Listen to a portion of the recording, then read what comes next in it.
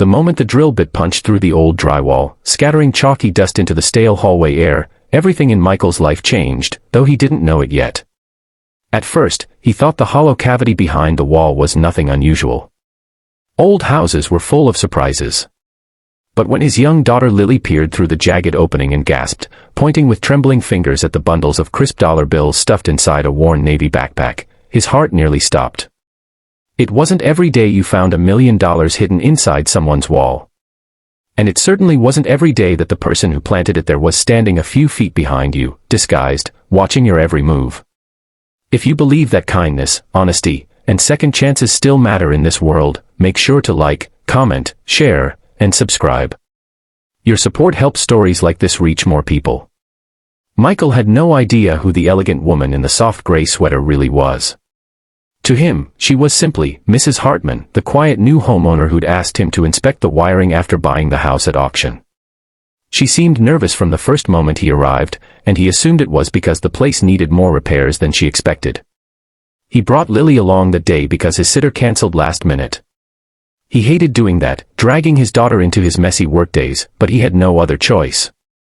Life had been a constant scramble ever since his wife passed away 2 years earlier, leaving him to navigate parenting, bills, grief, and the collapsing electrical business they had once built together. He was surviving, but barely. As Lily's small voice echoed down the hallway, "Daddy, look." The world seemed to freeze around him. He knelt beside her, blinking in disbelief as the stacks of money came into focus. They didn't look fake. If anything, they looked painfully real.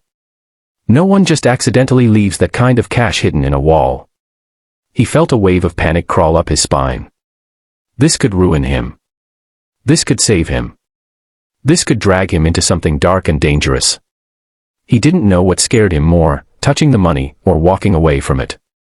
Behind him, the woman gasped softly, a sound so genuine that he never imagined it was part of a test. For a long moment, he simply stared at the money, his mind racing. He thought about the overdue mortgage notices piling up on his kitchen table, the repair bills from his aging work van, the grocery list he never seemed able to complete. He thought about Lily's hopeful eyes whenever she asked if they could afford to sign her up for ballet again, about the nights she cried thinking Michael blamed her for needing to work longer hours. He thought about how much their lives would change if he simply reached into that backpack and claimed even a fraction of the money. But he also thought about his wife. About the promise he made to her the night she died, promising he'd raise Lily to be proud of the kind of man her father was. He rose slowly to his feet, dust falling from his shirt. The woman watched him, wide-eyed, waiting. Without a word, Michael stepped back, shook his head, and said more to himself than anyone else that the money wasn't his, and he had no right to touch it. He'd call the police. Or the bank. Or whoever handled this kind of situation. He didn't know yet. But he knew what not to do. The woman's throat tightened. She didn't expect this answer, not so quickly, not so simply. Most people, when pressed to the edge of desperation, didn't choose honesty. At least, not in her experience. Her real name was Eleanor Hayes, though Michael didn't know that. She was one of the wealthiest real estate investors in the state, owner of multiple companies, and a philanthropist known for being generous but guarded. Too many people had lied to her, used her, or tried to win her favor. So she'd developed a habit over the years. When she bought distressed homes, she sometimes conducted secret checks on repair workers, not to punish them, but to find people whose character shone when no one was watching. She had built scholarships, charity projects, and foundation staff positions all based on these private tests. But none had ever moved her quite like this man and his daughter. She didn't reveal herself then. Instead, she silently followed him as he called the sheriff's department, carefully reported the discovery, and reassured Lily that no, they were not in trouble. When officers arrived, Michael gave a clear, honest account. He didn't embellish, didn't angle the situation toward sympathy or reward. He simply did the right thing, even though it visibly hurt. The officers took the backpack as evidence, promising an investigation. By the time they left, the sun had dipped below the horizon, filling the hallway with shadows. Lily leaned into her father, tired and confused. Michael looked emotionally drained, as though he'd aged in the last 2 hours. The woman, Mrs. Hartman, stood with her hands folded, her expression unreadable. She thanked him softly for his honesty. Weeks passed. Michael assumed the situation was over. The sheriff never called back, and he didn't expect to know the outcome. He returned to long workdays, patching up old houses, rewiring faulty fuse boxes, and doing everything he could to hold his life together. He tried to keep smiling for Lily, though exhaustion and worry carved deeper lines in his face. Still, he never once regretted turning in the money. He reminded himself of his wife, of that promise. Then one rainy afternoon, a sleek black car pulled up outside his modest home. Michael answered the door with a rag in one hand and grease on his shirt, clearly not prepared for visitors. Standing on the porch was a well-dressed woman he almost didn't recognize, until he saw her eyes. It was Mrs. Hartman. Only now she wasn't dressed like a homeowner needing repairs. She looked like someone important, someone powerful. She stepped inside with an envelope in her hand and a sincerity in her voice that took his breath away.